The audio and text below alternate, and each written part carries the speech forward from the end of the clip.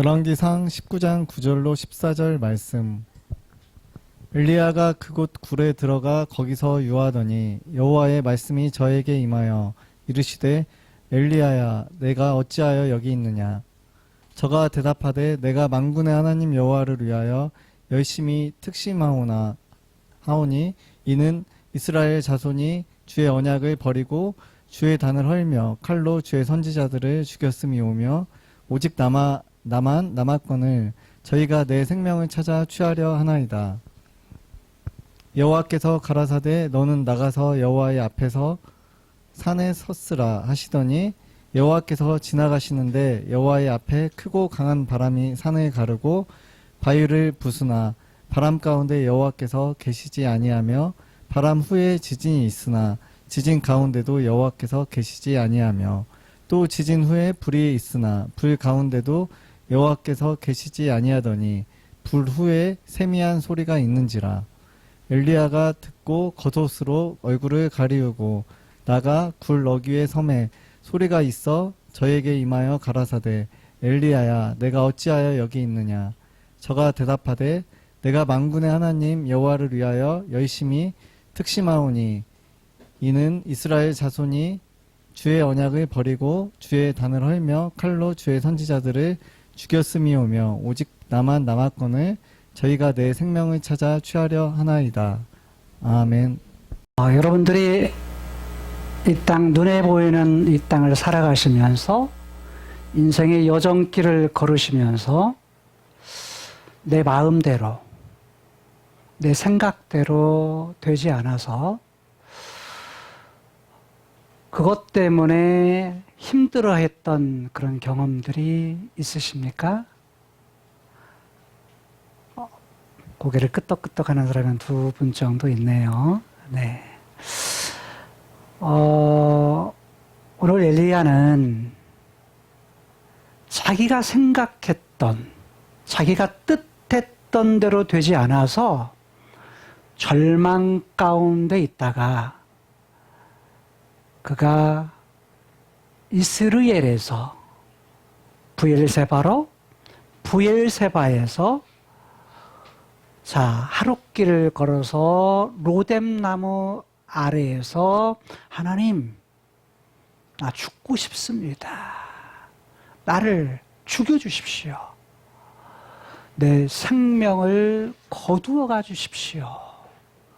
라고 말합니다. 그리고서 하나님께서 인도하시는 호렙산, 시내산까지 40일에 거쳐서 40일 40야를 걸어서 도착하게 됩니다. 그리고 어디가 있어요? 동굴 속에 숨습니다. 동굴 속에 숨어서 그는 말하기를 하나님, 나 혼자밖에 없습니다. 나 홀로밖에 남지를 않았습니다. 죽기를 갈구했던 그가 실컷 40일 동안 힘들여 하나님의 산 호렙에 도착했는데 그는 두려운 나머지 동굴 속에 숨습니다. 그리고서 그는 외로움, 이 세상에 나 홀로밖에 남지 않았다고 하는 그런 마음을 가지면서 고독 속에 빠져 있는 상태인 것을 볼 수가 있습니다. 내 마음대로 되지 않아 동굴 속에 숨어서 외로울 때, 외로움을 느낄 때, 바로 이것이 엘리야의 삶의 모습이었습니다. 우리가 인생을 살다가 보면 내 마음, 내 뜻대로 되지 않아 동굴 속에 숨는 경우가 있습니다. 그 속에서 뭐냐면 외로워서 고독 속에 인생을 살 때가 있는 것입니다. 혼자밖에 없구나. 나 혼자밖에 남지 않았구나. 라는 그러한 느낌, 그런 감정은 엘리야만이 느끼는 감정은 아닐 것입니다. 오늘 우리들이 느끼는 그런 감정일 수 있습니다. 짧은 구절 속에 성경을 많이 읽은 사람들은 익숙한 내용이기도 하지만 그러지 않은 사람들에게는 좀 거리가 먼 그런 내용일 수 있습니다. 그런데 엘리야의 그런 인생에 이렇게 느끼는 것이 전부가 아닙니다. 최근에 제가 산 책 중에 외로움이란 주제를 가지고 몇 권의 책을 구입해서 훑어보기를 했습니다. 그 중에 하나가 외로움의 수업이라는 책이고 또 하나는 외로움의 해부학이라는 책입니다. 둘 다 불신자예요. 저자가 내용을 보니까 예수 믿는 사람은 아닌 것 같아요. 그런데 공통적인 것은 이 두 사람이 다 뭘 느끼고 산 거예요? 외로움을 느끼고 산 것입니다. 외로움의 수업이라는 책보다 제가 마음이 딱 들어왔던, 공감을 느꼈던 책은 외로움의 해부학이라는 책이었습니다. 이 안 믿는 사람인데요. 내용이 꼭 제가 읽을 때 성경 이야기를 하는 것 같은 느낌을 제가 받았습니다. 외로움을 전부 다 해부했을 때에 외로움에는 세 가지의 큰 기둥이 있다라는 거였습니다. 그 중에 한 가지가 분리라는 것이었습니다. 두 번째는 수치심, 세 번째는 두려움이라는 기둥. 이것 때문에 이런 과정을 통해서 사람이 뭘 느끼게 된다? 외로움이라는 것을 느끼게 된다는 것입니다. 내용이 창세기 2장, 3장, 특히 3장에 관한 내용인 것 같은 착각을 제가 받았습니다.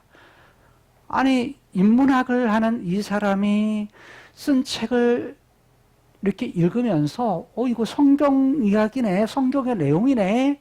그런데 저는 이분이 글을 썼던 외로움의 해부학이라는 것에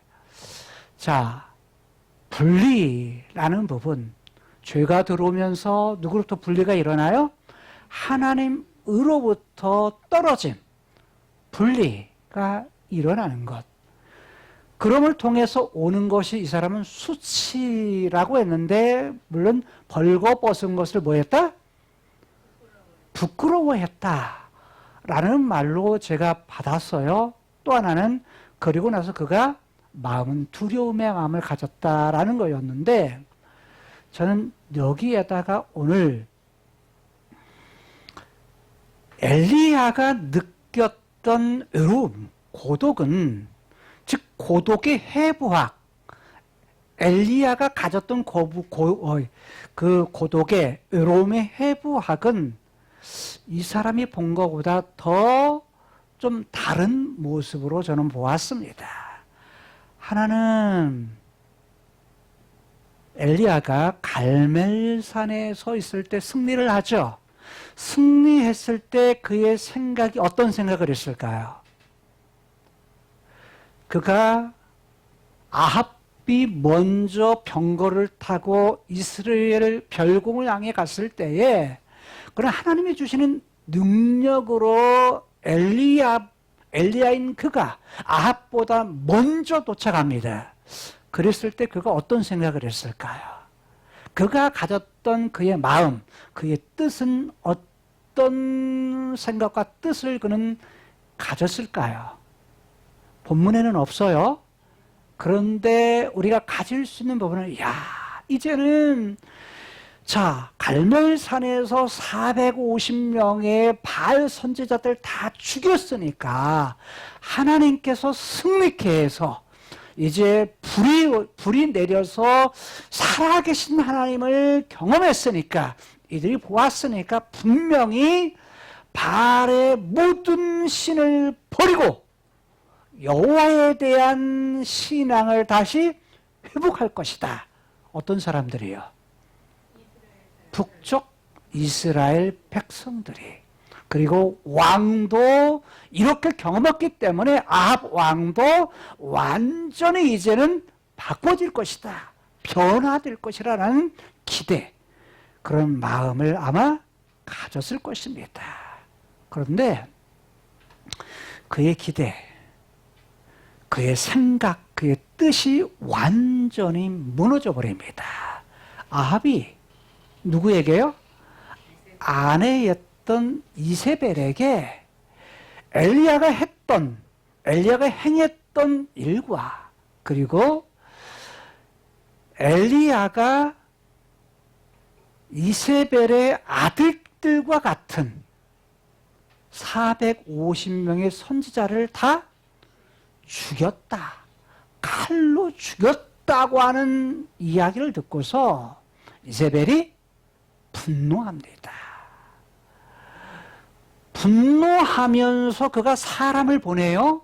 누구에게요?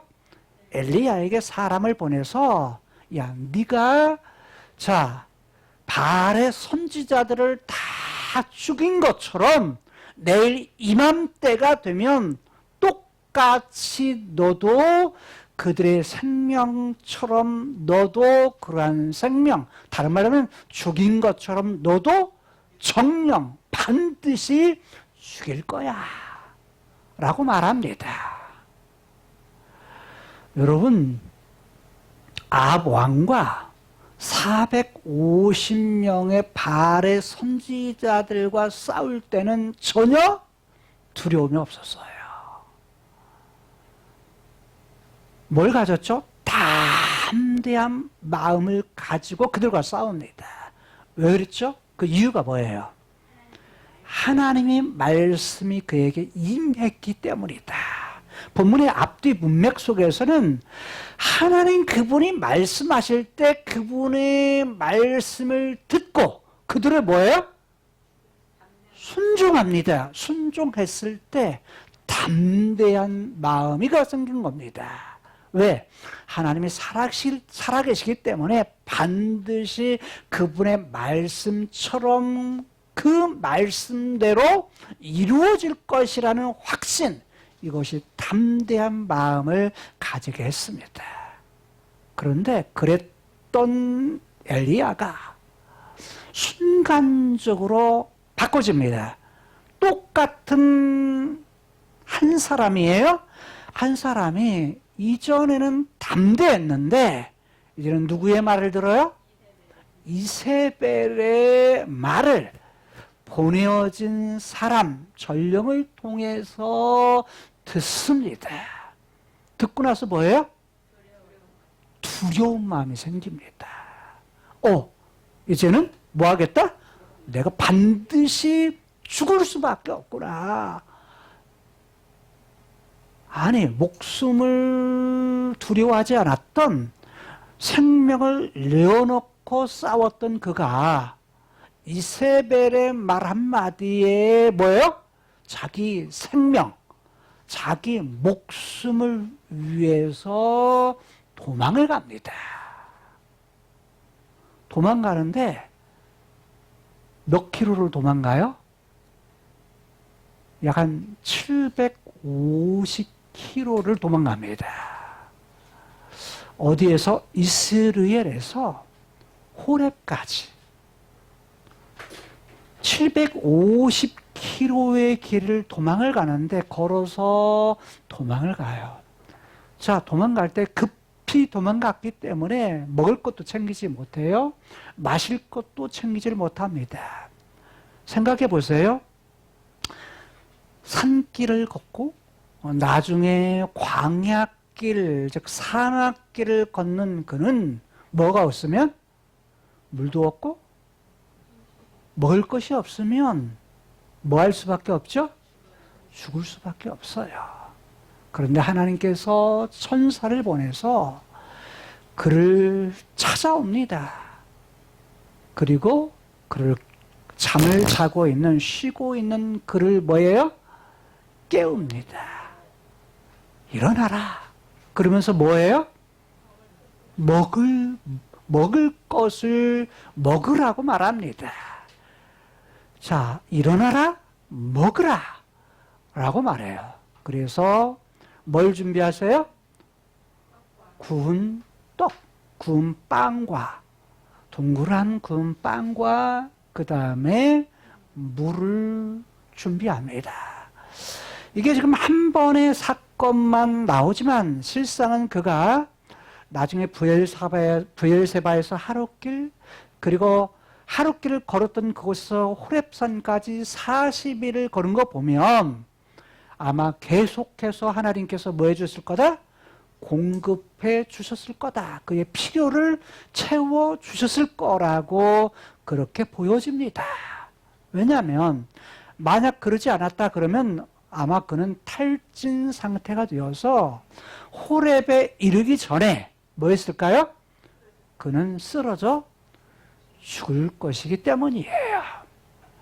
자, 어쨌든 호렙산에 이르러서 그는 거기에 멈추지 아니하고 어디로 갑니까?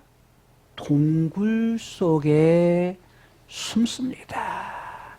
그리고 거기에 머무릅니다. 여러분 생각해 보세요.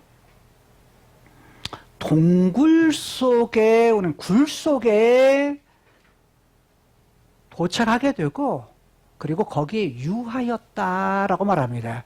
오늘 9절 보실까요? 9절에 보니까 이렇게 말합니다. 엘리야가 그곳이 어디예요? 호렙산. 즉 신의 산입니다. 호렙산은 신의 산이에요. 호렙산은 조금 익숙하지 않죠. 근데 신의 산, 이것은 좀 익숙합니다.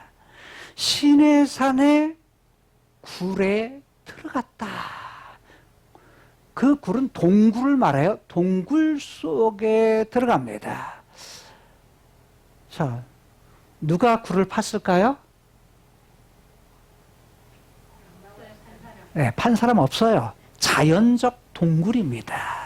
자연적 동굴. 그래서 이것을 신의 산. 신의 산에는 어떤 굴이 있느냐?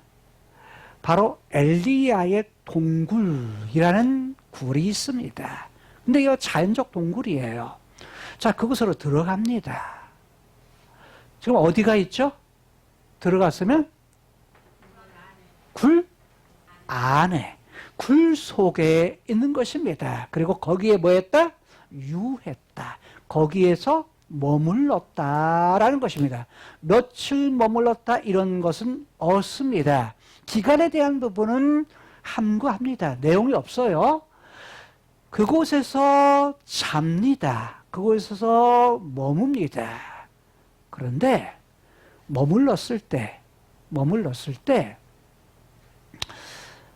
하나님께서 찾아오십니다. 여호와의 말씀이 저에게 임했다. 임해서 그에게 말씀하셨다. 말씀하신 것을 이르시되라고 번역했어요. 자, 뭐라고 불러요? 엘리야야. 라고 엘리야를 부르시면서 그의 이름을 부르시면서 네가 어찌하여 여기 있느냐. 우리말에서는 네가 왜 여기 있어? 라고 번역을 했습니다. 근데 이게 어찌하여 라는 히브리 단어가 마입니다. 마. 이 마라는 말은 이런 뜻이 어찌하여 라고도 번역이 가능하고 무엇 때문에 무엇을 이라는 의미입니다. 그리고 네가 여기에 무엇 때문에 있느냐. 또 다른 말로 여기에서 무엇을 하느냐. 저는 그래서 후자로 번역을 했어요. 여기에서 엘리야야, 너는 여기서 무엇을 하느냐. 왜냐하면 앞뒤 문맥으로 볼 때 그것이 훨씬 더 자연스럽기 때문입니다. 그래서 뭐냐면 여기 있느냐, 어찌하여 여기 있느냐도 가능해요. 그런데 앞뒤 문맥상으로 볼 때 너 여기에서 뭐 하고 있어? 라고 하는 것이 앞뒤 문맥상 이후에 이제 나타날 부분과 훨씬 더 자연스럽습니다. 그래서 저는 그렇게 직역을 했습니다. 자, 이건 하나님이 뭐 하신 거예요? 물으신 거예요. 질문하신 겁니다. 질문에 대해서 10절에서 엘리야가 대답을 합니다. 저가 대답하되, 저가 누굽니까? 엘리야입니다. 엘리야가 대답하여 엘리야가 말합니다. 내가 만군의 하나님 여호와를 위하여. 누구 위해서요? 만군의 하나님. 만군이라는 것은 많은 군대의 하나님이라는 뜻입니다. 능력에서 많은 군대를 거느리시는 분, 다른 말로 하면 오늘날 현대 말하면 뭐예요? 군대의 대장 되시는, 군대의 최고의 우두머리 되시는 이런 뜻입니다. 그런데 그분이 능력이 있는, 힘이 있는, 다른 말로 강한 자 중에 강하신 분, 전쟁에서 그분이 대장 되시면 반드시 어떤 분? 이기실 만한 분, 그럴 능력이 있으신 분이라는 뜻입니다. 그런데 그분이 뭐라고요? 약속하셔서 과거에도 함께 했고 지금도 함께 하고 장차도 함께 하실 여호와라고 말합니다. 그런데 잘 보세요. 누가, 내가, 엘리야 자신이 내가라고 말하면서 열심히 특심하오니, 이 말은 카나, 히브리어요. 카나를 두 번 반복합니다. 그걸 하나는 열심히, 하나는 특심이라고 번역했어요.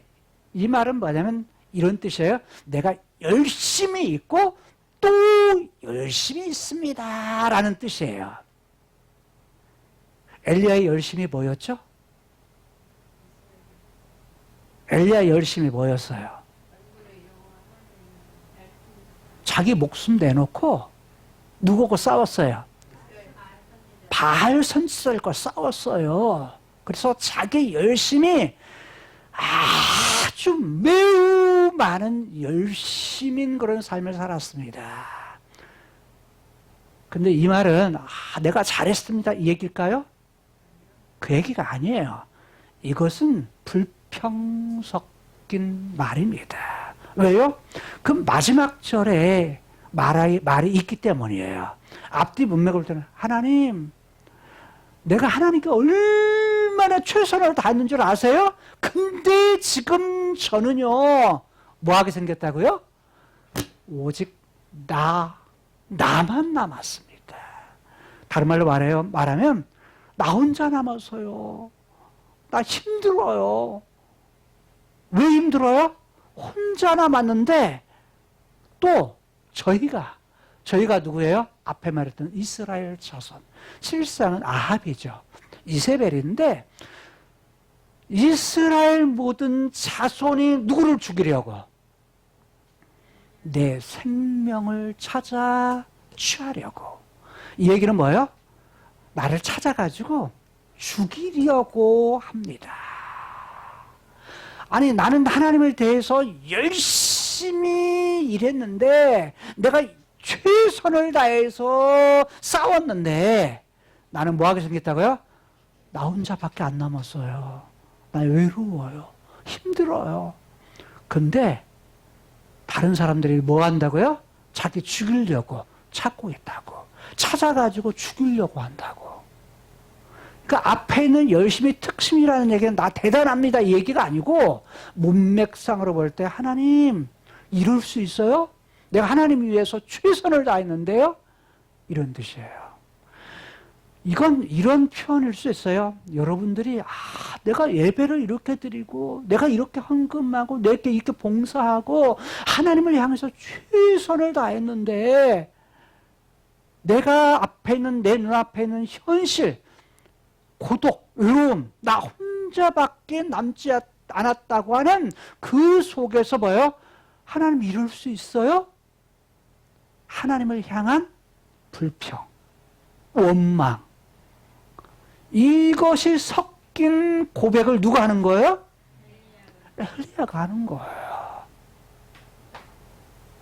우리도 그럴 수 있어요. 내가 최선을 다해서 주님의 일을 하나님 섬기고 전도하고 봉사하고 이 모든 일을 했는데, 하나님 어떤 일을 당하면, 사고를 당한다, 아픈다, 죽을 위기를 당한다, 그럴 때 뭐예요? 잘 일이 안 풀려. 힘든 일이 내 앞에 생겨. 그러면 뭐 하죠? 하나님 그럴 수 있어요. 내가 얼마나 하나님을 향해서 열심히였는데요. 열심히 특심이었는데요. 그럴 수 있나요? 이렇게 뭐 할 수 있어요? 불평을 내놓을 수 있는 거죠. 이게 우리는 예수 믿으면 만사형통이라고만 생각했어요. 그런데 엘리야의 고백은 뭐냐면 바로 뭐였다는 거예요? 지금 이렇게 하나님을 향한 최선을 향해서 살았는데 이런 상황이었다. 여러분, 엘리야가 이런 외로움을 느꼈다면 우리도 우리의 인생의 삶 속에서 뭘 느낄 수밖에 없어요? 외로움을 느끼는 거. 저는 이건 당연한 거다. 근데 이게 어디서 오는 거예요? 창세기 1장, 2장에서는 찾을 수 없는 거예요. 창세기 3장 이후에 하와가 범죄하자, 그리고 나서 선악과를 따먹죠. 먹지 말라는 선악과를 따먹어요. 따먹고 나서 뭐가 오죠? 하나님을 떠나요. 분리가 일어나요. 이전에 없었던 하나님을 뭐 하는 거? 하나님과의 관계의 단절이 일어나요. 그걸 뭐라고 말하느냐? 영적인 죽음이다 라고 말해요. 하나님과 관계가 끊어지는 거, 영적인 죽음, 영적인 단절, 영적인 분리라. 하나님과 관계를 맺으며 살았는데, 하나님 늘 가까이 하며 에덴 동산에서 함께 살았는데, 영원하신 하나님의 형상으로 사람을 지었을 때 가지고 있는 하나님과 관계가 너무너무 친밀하고 좋았는데, 하나님과 함께 거닐었던 그가 뭐냐면 무서워서 숨어요. 두려움의 마음도 생겨요. 분리가 일어나고 두려움의 마음이 생겨요. 그런데 그에게 있어진 부분에서 또 하나의 부분은 누구 탓하죠? 하나님이 물으니까 아담은 하나님 당신이 만든 여자가, 또 여자에게 물으니까 여자에게 물으니까 저 뱀이 뭔 탓하죠? 내 잘못이에요. 이게 아니라 뭔 탓해요? 남 탓해요. 다른 사람 탓해요. 그러니까 외로워지는 사람의 특징은 뭐냐면 몇 가지. 가장 먼저는 뭐죠? 너 때문이야. 당신 때문이야. 라고 하는 그런 특징 하나가 있다는 거야. 다른 말로 말하면 내가 하나님을 향해서 너무너무 열심히였잖아요. 근데 누구 탓하는 거예요? 하나님 탓하는 거예요. 하나님 탓. 그리고 그 다음에 이스라엘 자손 탓을 해요. 단수로 했지만 복수형입니다. 이스라엘 자손들이. 여긴 누구를 말하는 거죠? 북쪽 이스라엘을 말하는 겁니다. 이스라엘 백성들이 주의 언약을 버리고 하나님이 약속했던 약속을 버렸습니다. 하나님이 약속하신 건 뭐죠?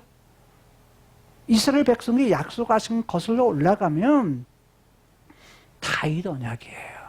다윗 언약을 통해서 이스라엘에게 통일왕국이었을 때에 뭐래요? 뭔 약속을 해요? 씨를 약속해요. 또 하나는 뭐예요?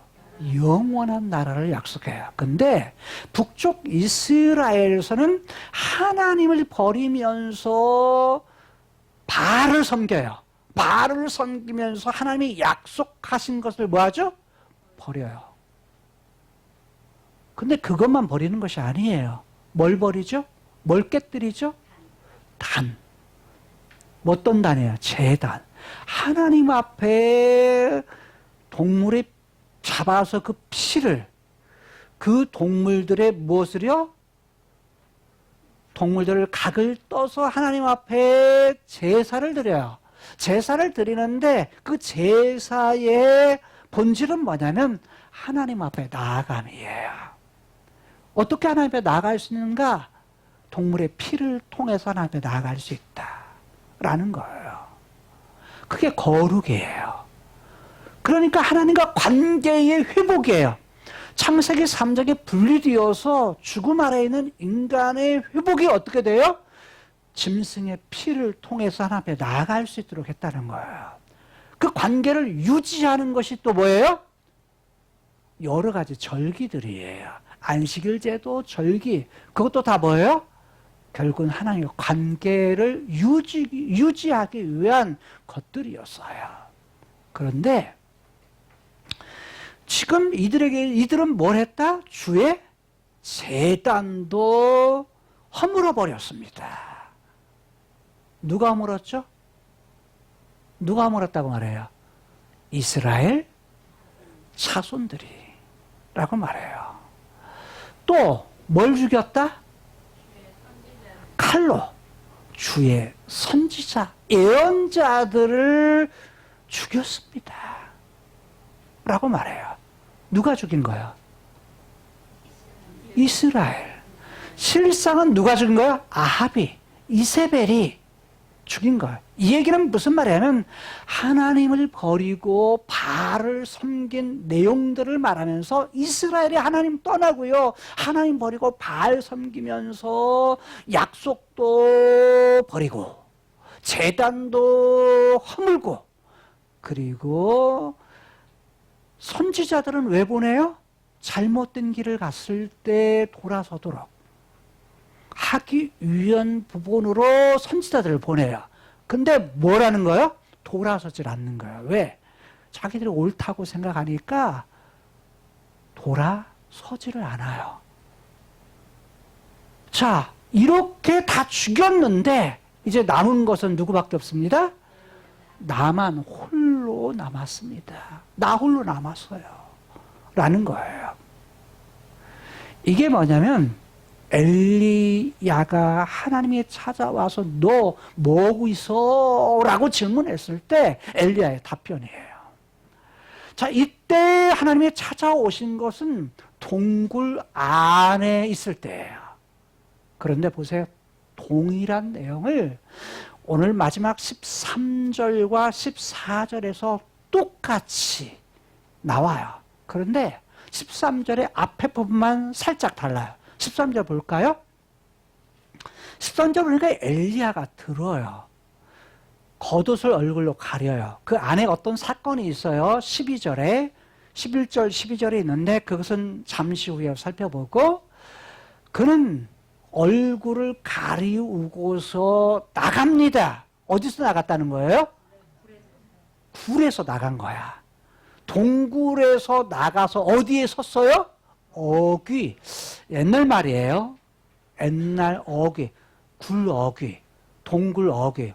오늘날로 번역하면 어떤 번역이냐면 입구라는 거예요. 동굴 입구의 섬에 뭐가 있어요? 소리가 있습니다. 그리고 저에게 임하여서 말씀합니다. 동굴 입구입니다.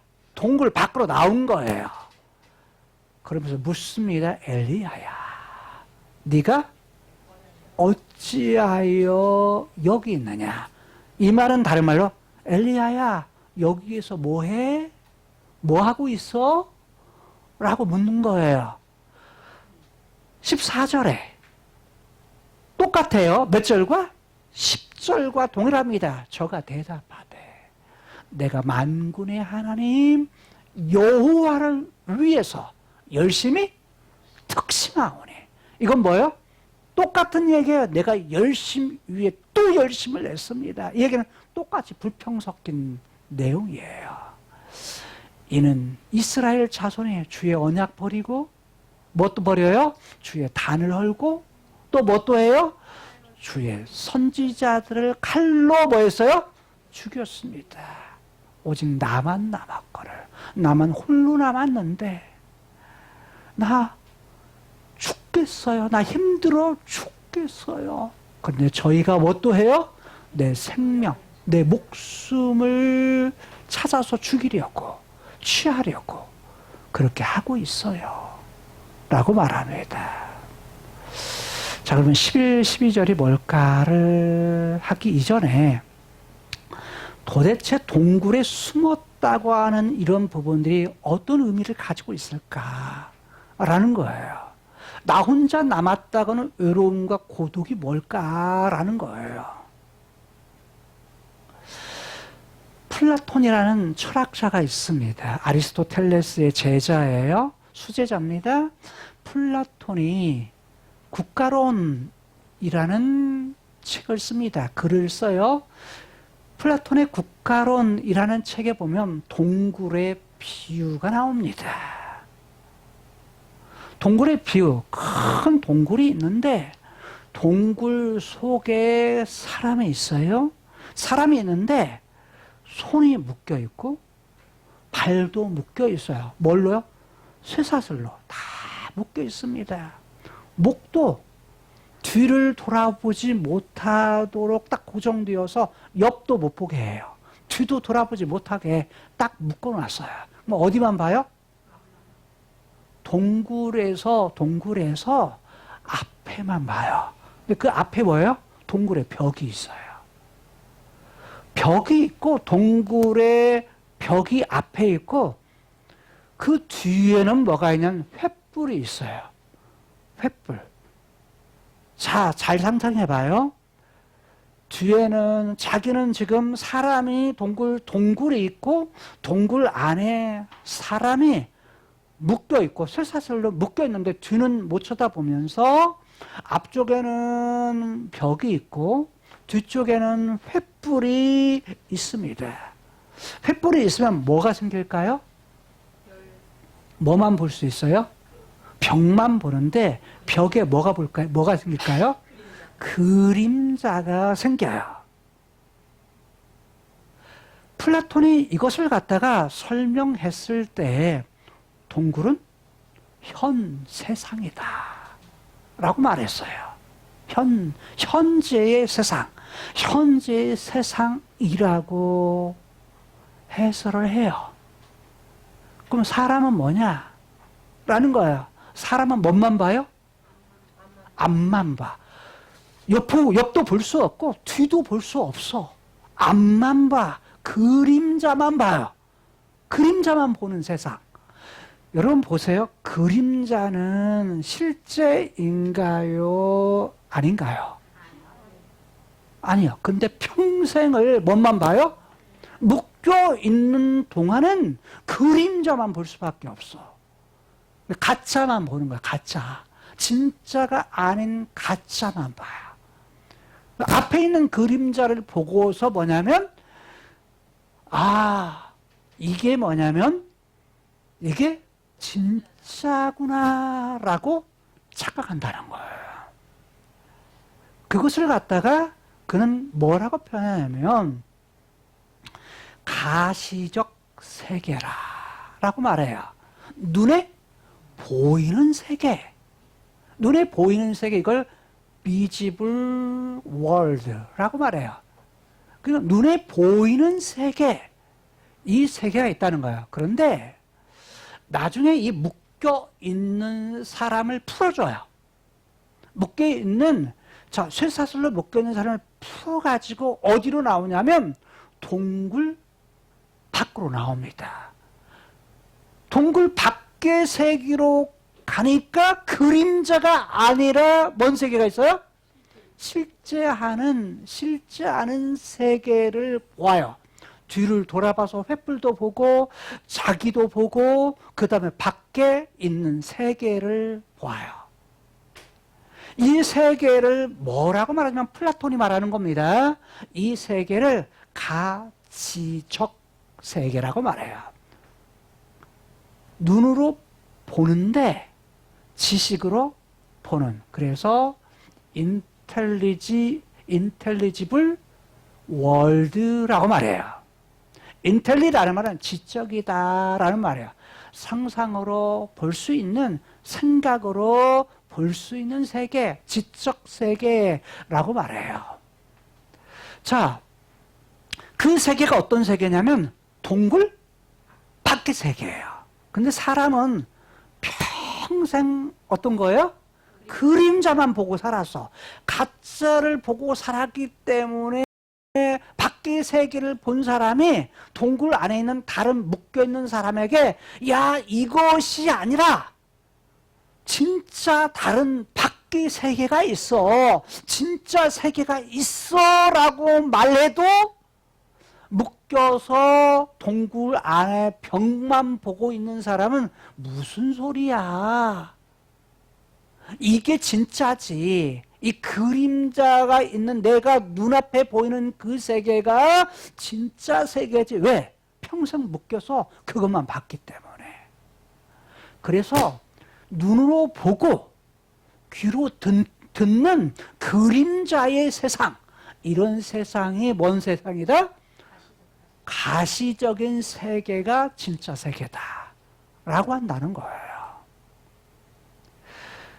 그래서 플라톤은 이렇게 말해요. 알기 위해서 인식이라는 표현을 써요.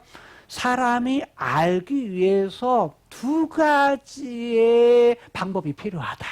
하나는 비집을, 눈에 보이는 가시적인 보이는 세계를 깨닫기 위해서, 알기 위해서 하나는 감각이라는 것이 필요하다.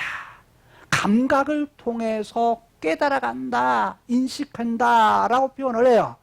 그러니까 플라톤이 말한 대로 현대의 세계는 어떤 세계예요? 감각을 가지고 사는 세대예요. 감각으로 뭔가를 알려고 하는 세대. 근데 플라톤의 말이 틀린 말이 아닌 것 같아, 철학적으로 볼 때. 근데 이게 진짜 세계가 아니야. 그림자의 세계야. 다른 말로 하면 눈에 보이는 이 땅에 보이는 세계는 가짜 세계인데 그림자의 세계라는 거야. 근데 진짜 세계는 어떤 세계다? 지적인 가지적인 세계. 가지적인 세계를 또 플라톤은 말하기를 이데아의 세계라고 말해요. 이데아의 세계라고 말하면서 이데아의 세계를 알기 위해서, 깨닫기 위해서 필요한 것이 뭐냐? 리슨이라고 말해요. 리슨이라는 말은 무슨 이성, 인간의 생각, 인간의 사고, 인간의 사고를 통해서 내가 인간의 이성을 통해서 생각하는 이유들을 찾아가면서 어디에 도달한다? 가지적인 세계, 즉 이데아의 세계, 눈에 보이지 않는 위의 세계를 뭐 할 수 있다? 알 수 있다, 깨달을 수 있다. 이게 그래서 플라톤이 주장했던 국가론에서 존재론, 인간의 존재론에 관한 그런 내용들이에요. 그런데 플라톤은 인간이라는 가지고 있는 생각, 인간이 가지고 있는 이성이라는 부분을, 그래서 인간의 이성을 그래서 그런 영향을 받았던 사람들이 신학에도 가지고 들어와요. 그래서 성경도 인간의 이성이라는 부분을 강조하면서 초월의 세계를 안 믿어요. 기적도 믿지 않아요. 다 뭘로 풀어요? 인간의 이성이 언제나 앞서요. 그런 신학적인 부분으로 성경을 풀어갈 때 신학자들이 그렇게 풀기도 해요. 그런데 성경에서는 그렇게 말하고 있지 않다는 거예요. 인간의 이성을 통해서 인간의 생각이 중요해. 이성이 중요해. 그러나 그것은 한계성이 있다는 거예요. 그럼 어떤 한계성이 있느냐? 이데아, 즉 초월의 세계를 다 이해할 수가 없어요. 그럼 뭘 해야 되느냐? 성경의 가르침은 시간의 세계가 크로노스, 눈에 보이는 세계와 카이로스의 세계, 철학에서는 이걸 다르게 설명해요. 그냥 철학은 순간적으로 카이로스가 경험하는 그런 세계를 카이로스라고 말해요. 그런데 저는 그걸 그렇게만 이해할 수 없다. 오히려 뭐냐면 성경 자체 시간관호를 통해 볼 때 이게 초월의 세계로 보는 것이 더 합당하다고 보는 거예요.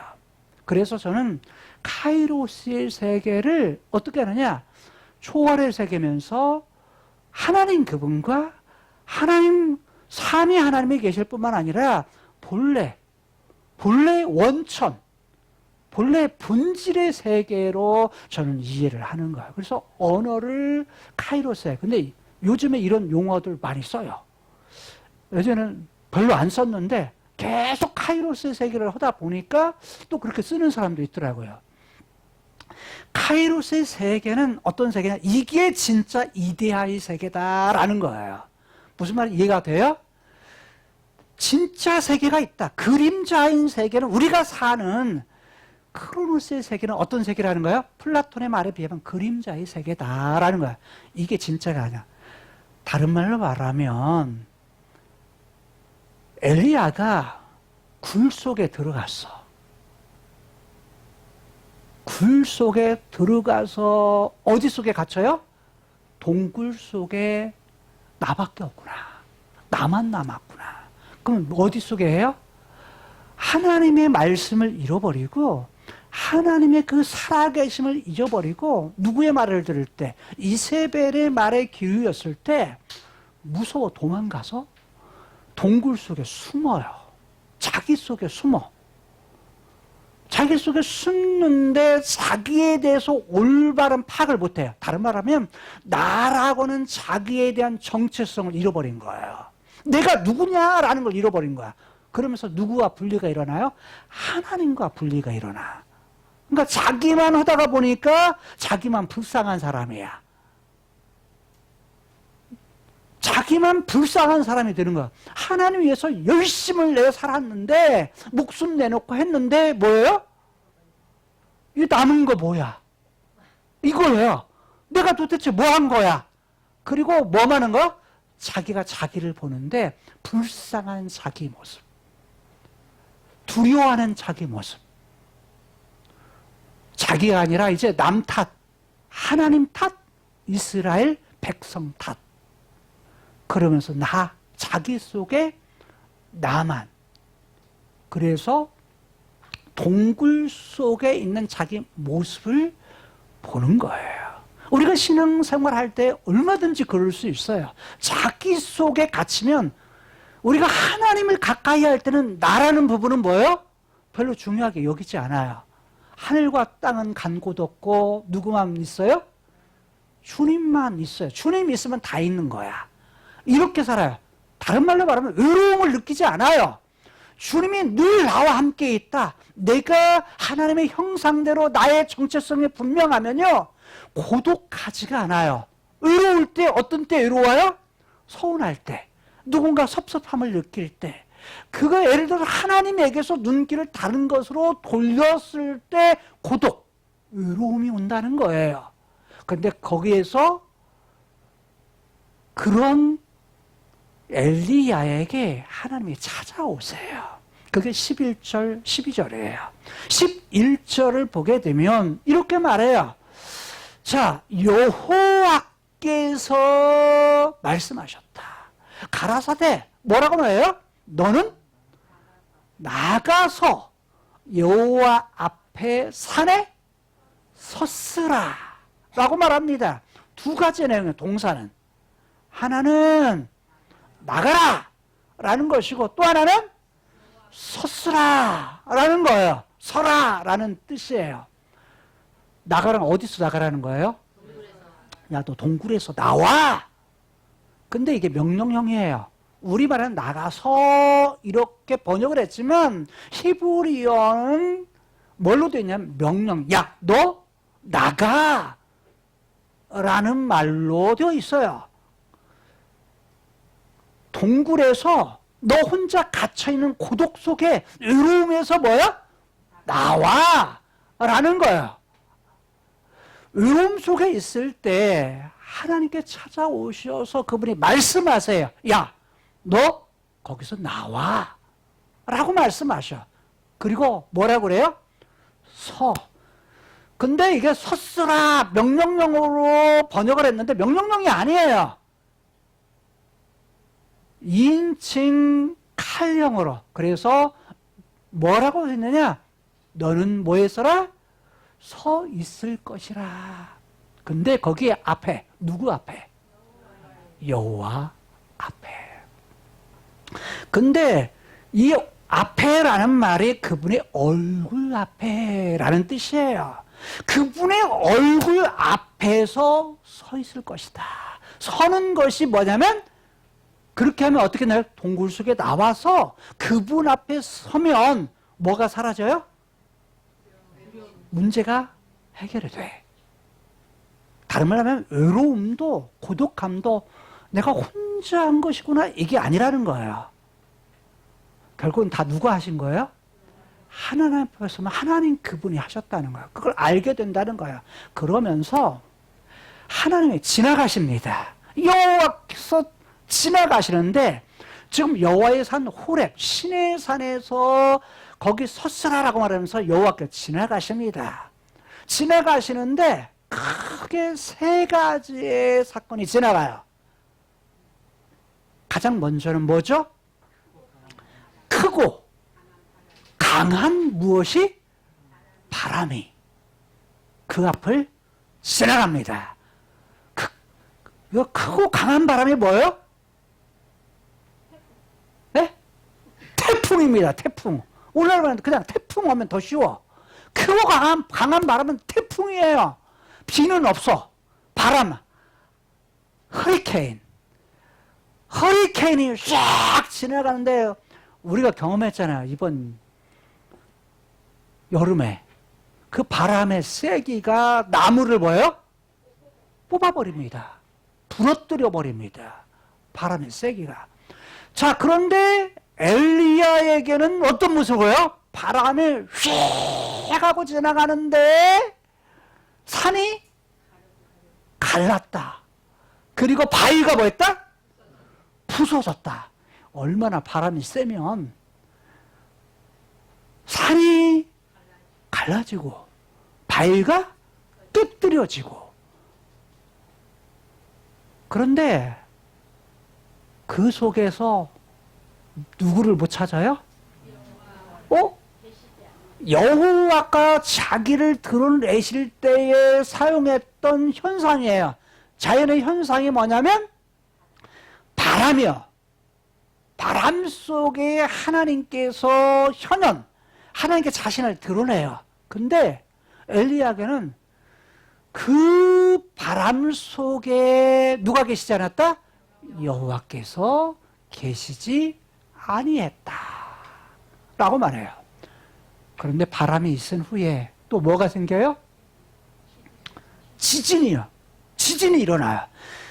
자, 지진이 일어나는데 얼마나 큰 지진이다 이런 말은 안 해요. 우르릉 꽝 하고 올해 장수 지역에서 3.7의 지진이 있었죠. 일본 같은 경우는 9.9가 넘는 그런 지진이 있어서요. 건물이 다 무너져요. 그때는 건물이 무너져요. 3.7 정도는 그냥 흔들리는 정도예요. 그런데 지진이 일어나는데 문제는 그 속에 누가 계시지 않아요?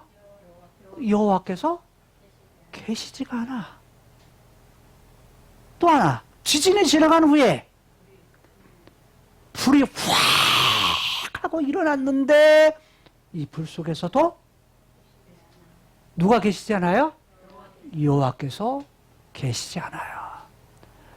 이 모든 것들은 사실은 하나님이 임재하시는 그런 현상들이었어요. 어느 때? 이스라엘 백성들이 애굽에서 나와가지고 가나안 땅에 들어가는 과정 속에서 하나님께서 현현할 때에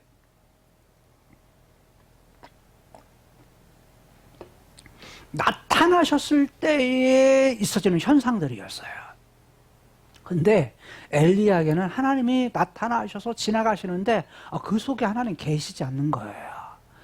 그래서 계시지 아니하며 계시지 않았다는 이야기를 3번 반복했었어요. 그럼 어디에 있다는 거예요? 어디에? 하나님이.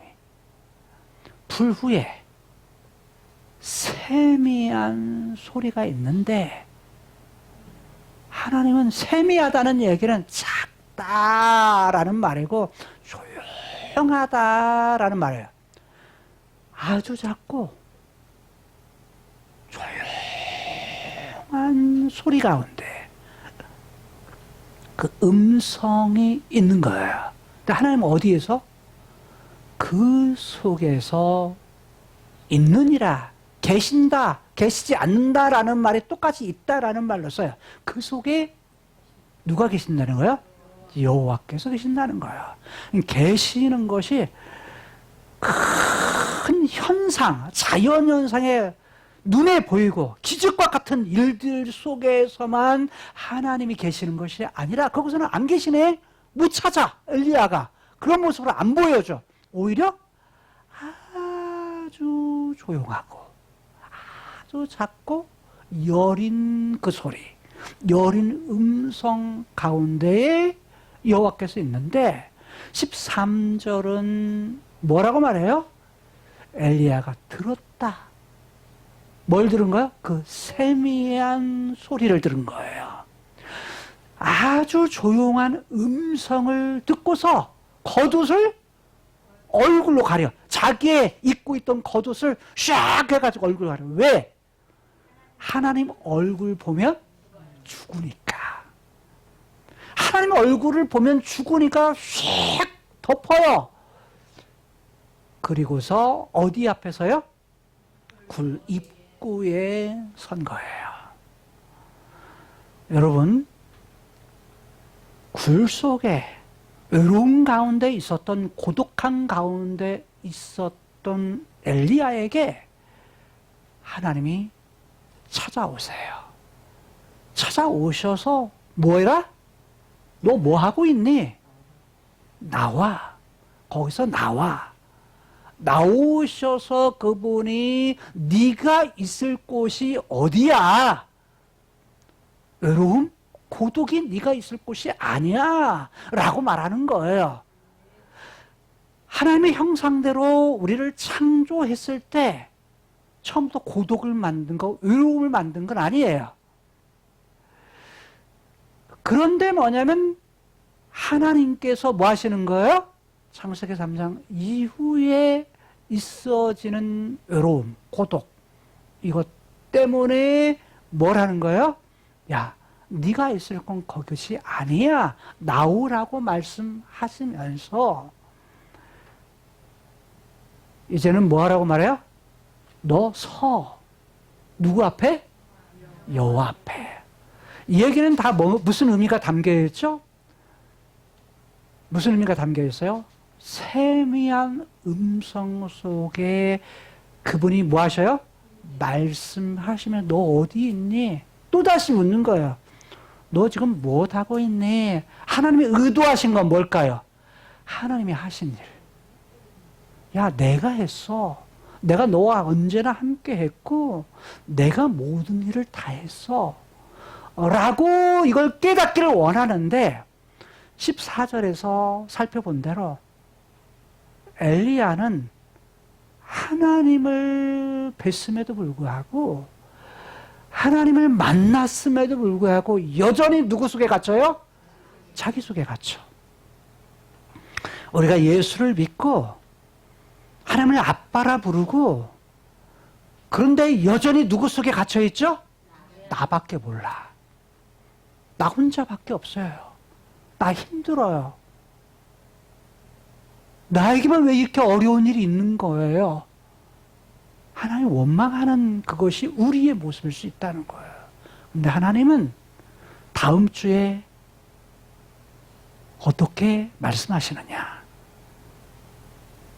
하나님께서는 엘리야에게 말씀해요. 그러면서 뭐냐면 엘리야가 해야 할 일, 3가지를 말씀하세요. 야, 굴속이 아니라 어디로 가? 네가 갈 곳은 여기, 네가 있을 곳은 여기가 아니고 네가 있을 곳은 여기에서 해야 될 일이 있어. 여기가 아닌 다른 곳으로 가. 그러면서 어디로? 저 아람 땅으로, 저 북이스라엘 땅으로, 그리고 너 뒤를 이어서 선지자, 네 뒤를 이을 다른 사람들에게 기름을 부어 할 일을 알려주세요. 오늘 우리들이 가져야 될 것은 외로움의 세상 속에, 눈에 보이는 이 세상 속에 외로움 속에 살아갈 수밖에 없는 환경, 상황이지만 그게 우리가 계속 있을 자리는 아니다. 거기서 나와라. 그리고 나와 내 앞에 서 내가 너와 함께 있어 라는 거예요. 이스라엘 백성들이 잃어버렸던 뭘 찾아요? 약속을 다시 회복하고, 해부학에 보게 되면 외로움의 해부학에서 3가지 기둥이 있은 후에 중요한 건 연결이라고 말해요. 연결을 해야 된다. 근데 그 연결이라는 부분이 있은 후에는 또 연결을 유지하는 것이 필요하다. 그럴 때 외로움에서 뭐 할 수 있다? 나올 수 있다라고 해부학에서 말해요. 여러분, 그 연결은 어떻게 해요? 카이로스의 세계에 계신 우리의 힘으로 안 돼. 그 연결도 하나님이신 그분이, 하나님의 성부, 하나님의 아들이신 예수님이 이 땅에 오셔, 크로노스 세상에 오셔서 죄, 완전히 분리되는 문제를 해결해 주기 위해서 이 땅에 오셔서 거기에서 나오게 해요. 그리고 어떻게 해요? 하나님과의 관계를 연결시켜요. 그 연결시키는 걸 바울은 뭐라고 하냐면 화목이라는 용어를 써요. 다시 연결시킴, 관계를 회복함. 그래서 그걸 화목이라는 단어를 써요. 자, 외로움을 잊으려면 어떻게 되냐? 연결을 유지해야 돼. 유지해야 되는데 어떻게 유지해야 돼요? 약속을 통해서 오신 예수 그리스도, 그분의 십자가를 통해서, 그분이 부활하셔서 하늘에 승천하시면서 약속했던 성령님을 통해서, 성령이 우리 속에 오셔 거하시면서 우리를 도와주시오. 그래서 성령님의 인도를 받으면서 외로움에서 뭐 할 수 있다? 벗어날 수 있다. 그리고 하나님께서 계속 하나님의 관계를 유지시키는 것은, 하나님의 아들, 딸들의 관계를 계속 유지하는 것은 어디를 바라보고? 완전히 연결이 완성되는 그 때를 바라보면서, 즉 새하늘과 새 땅, 다른 말로 말하면 연결의 완성의 세계, 이 세계를 바라보면서 그거 소망하면서 이 땅에서 어떤 관계? 성령님을 의지해서 연결되는 관계, 화목의 관계를 계속적으로 유지하는 그런 삶을 사셔야 된다는 거예요. 오늘 제목 한번 같이 읽으시고 오늘 마무리하도록 하겠습니다. 시작. 동굴에 숨어 외로울 때 조용한 음성으로 말씀하시는 여호와라 하십니다. 기도하시겠습니다. 하나님, 눈에 보이는 이 땅, 현재의 그런 세상을 우리가 살아갑니다. 플라톤이 말한 대로, 그러나 그건 그림자의 세상, 진짜가 아닌 가짜의 세상 속에서 우리가 살아갑니다. 우리는 눈에 보이는 것을 이것이 진짜라고 생각하면서 살아가지만 이 땅에 사는 한 철학자의 눈으로 볼 때 그것은 허구의 세상이요 진짜 세상이 아님을 말합니다. 그 속에서 감각적인 부분을 통해 우리는 깨달음을 얻는다라고 말하지만 진짜는 하나님께서 말씀하시고 찾아오시고 하나님 그분이 동굴 안에 갇혀 외로움 속에 있는 우리들로 하여금 나오라고 말합니다. 나가서 하나님 앞에 서라고 말합니다. 하나님 앞에 있을 때 우리는 하나님이 약속하신 예수 그리스도를 통해서 하나님과 화목할 수 있으며 하나님의 아들, 딸로서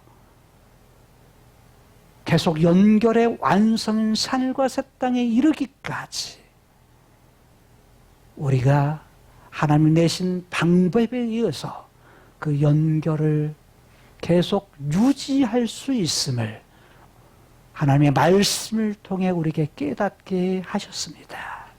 하나님, 우리가 이 땅을 사는 동안 늘 성령님의 인도함을 구하면서 살아가게 하여 주옵소서.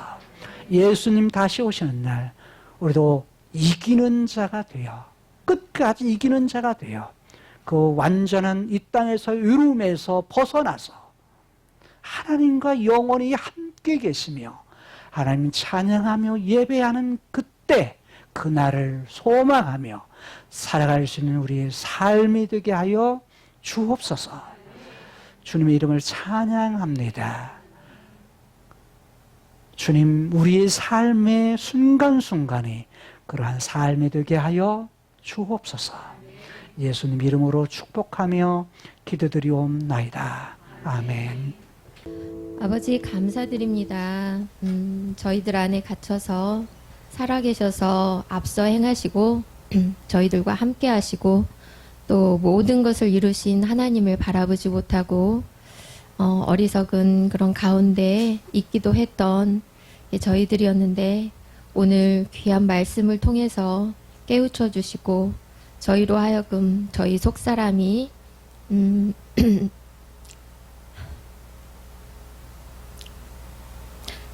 다시 일어서게 해주시고 주님을 바라보게 해주셔서 감사합니다. 주님 감사합니다. 저희들이 물질을 드릴 때 저희의 마음을 먼저 드리게 하시고 또 하나님께서 저희들에게 베푸신 은혜를 기억하며 더 믿음으로 드리는 삶을 힘써 살아가게 도와주시옵소서. 모든 영광 주님께 돌리고 감사하며 우리 주 예수 그리스도의 이름으로 기도드렸습니다. 아멘.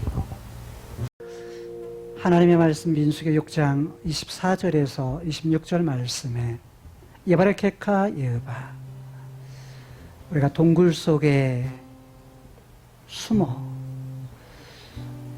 외로움 속에 빠져 있을 때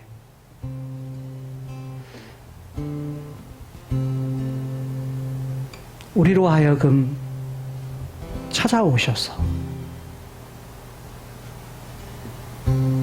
조용한 음성 가운데 말씀하시는 여호와, 그 하나님을 경험하며 그 하나님을 의뢰하며 그분이 약속하신 바를 바라보며 살기를 소원하는 모든 성도들에게 복을 주실 것입니다. 베이세메레카, 그리고 지켜 주실 것입니다. 야엘 여호와 파나이브 엘레이카, 하나님께서 그의 얼굴 빛을 이들에게 비추어 주셔서 비 후네이카, 은혜를 베풀어 주실 것입니다. 이샤 예흐바 파나이브 엘레이카, 하나님께서 그의 얼굴을 이들에게 향하여 드셔서 배 야셈 레카 샬롬, 하나님의 놀라우신 평강을 영원토록 허락해 주실 것입니다. 아멘. 그의 성전에서 모든 것이 말하기 영광 영광 영광 영광, 그의 성전에서